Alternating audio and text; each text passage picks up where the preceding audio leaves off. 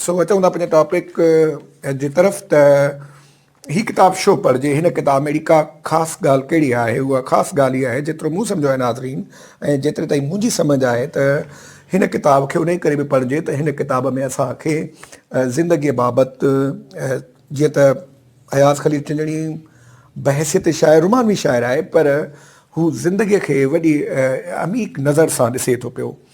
सो जंहिं टॉपिक ते असां तरफ़ हलंदासीं उहो टॉपिक आहे ज़िंदगी।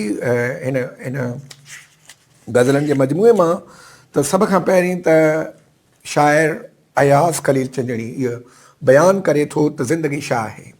असां तव्हां ज़िंदगीअ बाबति जेका बि राय ॾींदा आहियूं या ओपिनियन ठाहींदा आहियूं पंहिंजे तजुर्बनि जे आधार ते ठाहींदा आहियूं ऐं पंहिंजे इल्मी ऐं उन खां अलावा जेका सम्झ हूंदी आहे उन मुताबिक़ असां वसफ़ूं ॾींदा आहियूं। पर शाइर हिन किताब में पंहिंजे हिकु गज़ल जे ज़रिए ज़िंदगीअ खे ॿुधाए थो ऐं कीअं थो ॿुधाए, अचो त अवां सां वंड कयूं था। शाइर अयाज़ ख़लील चंदणी चवे थो त यादूं गम ऐं अज़ाब ज़िंदगी, यादूं गम ऐं अज़ाब ज़िंदगी, पल पल थी करे कबाब ज़िंदगी, न हल थी सघियो कंहिंखां बि, न हल थी सघियो कंहिंखां बि, अहिड़ो मुंझल आ हिसाब ज़िंदगी, यादूं गम ऐं अज़ाब ज़िंदगी, पल पल थी करे कबाब ज़िंदगी।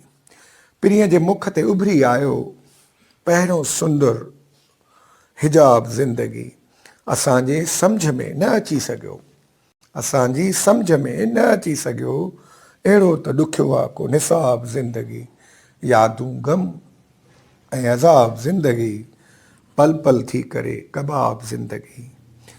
उनवान हज़ारी मिलन था हर रोज़, उनवान हज़ारी मिलन था हर रोज़, अयाज़ अहिड़ो त आ वसी किताब ज़िंदगी, यादूं गम ऐं अज़ाब ज़िंदगी, पल पल थी करे कबाब ज़िंदगी।